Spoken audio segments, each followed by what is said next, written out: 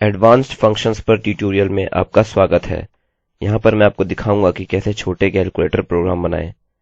हम एक ऐसे फंक्शन का वर्णन करेंगे जो कि आपको एक मान इनपुट करने की अनुमति देता है और फिर एक गणितीय ऑपरेशन के बाद इससे एक मान मिलता है। अतः हम फंक्शन बिल्कुल उसी प्रकार बनाएंगे जैसे हमने पहले किया था। मैं इसे कैल्क बोलूँगा और मैं पहले अपना ब्लॉक बनाने जा रहा हूँ। यहाँ भीतर मैं नंबर 1 नंबर 2 और एक ऑपरेटर टाइप करूंगा। अब यह एक संख्यात्मक मान होगा। उपयोगकर्ता के इनपुट पर निर्भर यह पूर्ण संख्या या दशमलव संख्या होगी। यह भी वही होगा और यह ऐड, सब्ट्रैक्ट, मल्टीप्लाई और डिवाइड में से कोई एक स्ट्रिंग वैल्यू होगी। अब हमें चाहिए कि हमारे फंक्शन के भीतर हम हमारा कोड बनाना शुरू करें। मैं भीतर एक स्विच स्टेटमेंट बनाने जा रहा हूँ। मैं स्विच लिखूंगा और स्विच कंडीशन बल्कि स्विच का इनपुट ऑफ रखूंगा। मैं इसके लिए एक ब्लॉक बनाऊंगा और मैं लिखूंगा case is equal two plus का चिन्ह, फिर इसे आगे बढ़ाऊंगा। मैं एक नया टोटल नामक वेरिएबल बनाऊंगा जो कि num1 के समान होगा, जो यहाँ पर इनपुट प्लस num2 है। मैं इसे अर्धविराम से ब्रेक करूंगा। अब यहाँ स्विच स्टेटमेंट को एक फंक्शन के साथ जोड़कर यह करने का संभवतः यह एक बहुत ही सरल तरीका है। अतः आप सभी प्रकार के विभिन्न चीजों को दूसरे स्टेटमेंट्स और फंक्शंस के भीतर उपयोग करने में सक्षम होंगे। अतएव मैंने प्लस के लिए केस बना लिया। अतः जब उपयोगकर्ता के द्वारा दिया गया यह प्लस के बराबर होगा, हमें num1 का जोड़ num2 के साथ मिलता है। अब हमें नीचे जाना होगा और एक अन्य केस बनाना होगा जो कि माइनस है। मैं total is equal to num1 minus num2 type करूंगा। हम नीचे आएंगे। यह सुनिश्चित कर लीजिए कि आप इसे ब्रेक कर रहे हैं। अब हम इस कोड की प्रतिलिपि नीचे बनाएंगे, यानी इसे कॉपी करेंगे। यहाँ हम मल्टीप्लाई लिखेंगे और यहाँ हम डिवाइड लिखेंगे और यह सुनिश्चित कर लें कि आप यहाँ पर चिन्ह बदल दें। अब यदि आप नहीं समझ रहे हैं कि यहाँ क्या हो रहा है तो हमें ईमेल के जरिए संपर्क करने में संकोच न करें। मैं आशा करता हूँ कि हर संभव भ्रम को इसी प्रकार से हल किया जाएगा। डिफॉल्ट रूप से हम अननोन ऑपरेटर एको करने जा रहे हैं। ठीक है, चलिए मैं इसे देखता हूँ, फिर हम फंक्शन को लाना शुरू करेंगे। मेरे पास कैलकुलेटर यानी संक्षिप्त में कैल्क नामक फंक्शन है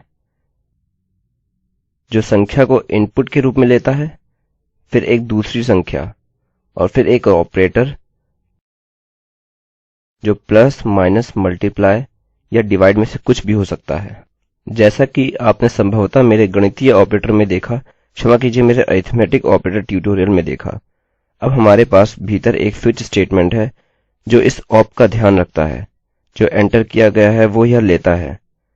अब यदि यह प्लस के बराबर है तो याद रखिए यह इसको इस स्टेटमेंट में बदल देगा। यह लिखने में बहुत ही सरल है और काफी सक्षम है।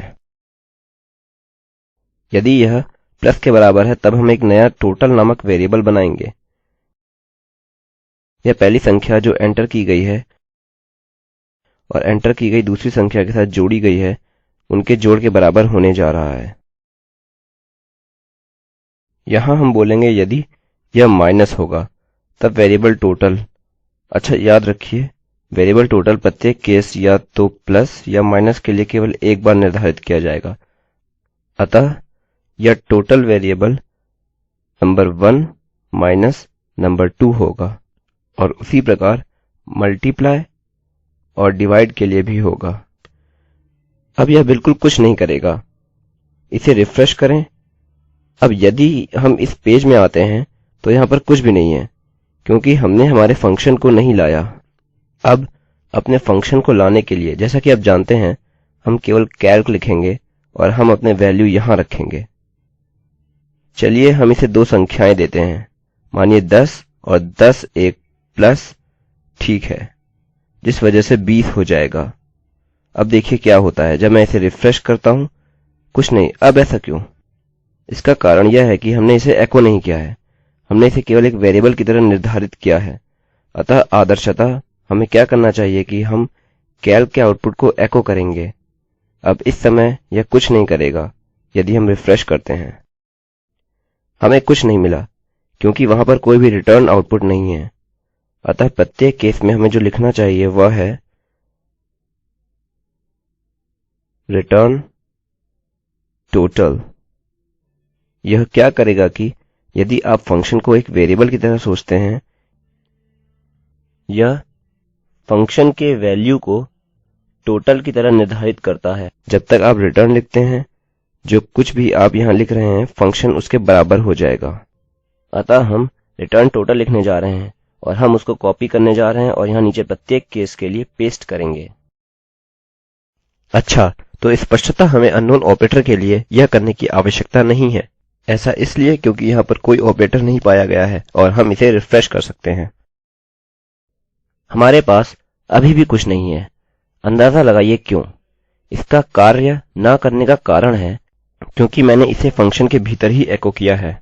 यह गलती है। आप देख सकते हैं फंक्शन का कोष्ठक यहाँ पर शुरू हो रहा है और यहाँ पर अंत। मैं इसे यहाँ नीचे रखूँगा जहाँ इसे होना चाहिए।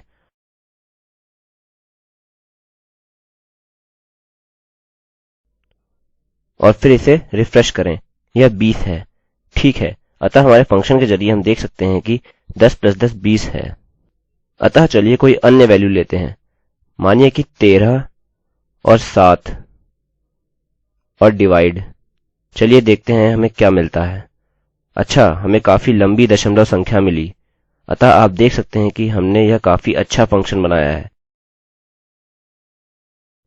हमें हमारी पहली संख्या, दूसरी संख्या और एक ऑपरेटर मिलता है और स्विच स्टेटमेंट के जरिए यह पता लगता है कि कौन सा है और उस पर उपयुक्त ऑपरेशन क्रियान्वित करता है।